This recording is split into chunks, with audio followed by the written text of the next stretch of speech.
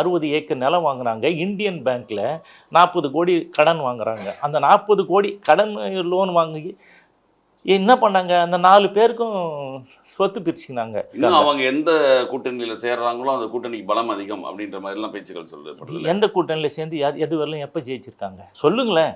அவங்க முதல்ல சொன்னாங்க 2010 வரலாம் இருந்தாங்க. அதுக்கப்புறம் என்ன பண்ண, ஜெயலலிதா கூட கூட்டணி போனால் என்ன சொன்னார், தாயோடு சேயோடு தகாத தப்பு செய்வதற்கு சமன் சொன்னார். அதோட அந்த இது முடிஞ்சுது.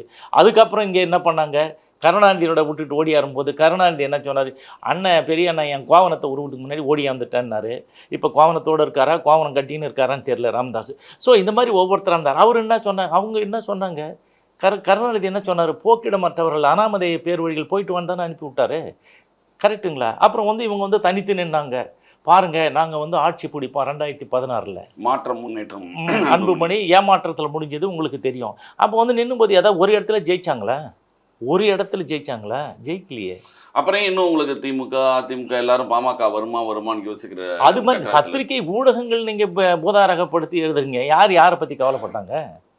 சரி, இப்போ ஏன் வருமானம் வரணும் ஏன் கவலைப்படாமல் எங்கே போனாங்க? இப்போ பிஜேபி கூட ஏன் போனாங்க?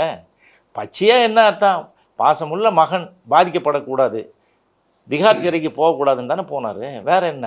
அதுக்கு முன்னாடி என்ன கேள்வி கேட்கும்போது என்ன சொல்கிறாரு, இது பாரதிய ஜனதா கட்சி உங்களுடைய மார்க் என்னன்னு நிருபர் கேட்குறாரு. அவருக்கு என்ன சொல்கிறாரு, பூஜ்ஜியத்துக்கு கீழே சூன்யத்துக்கு கீழே ஏதாவது இருந்தால் சொல்லு நான் போடுறேன்றாரு.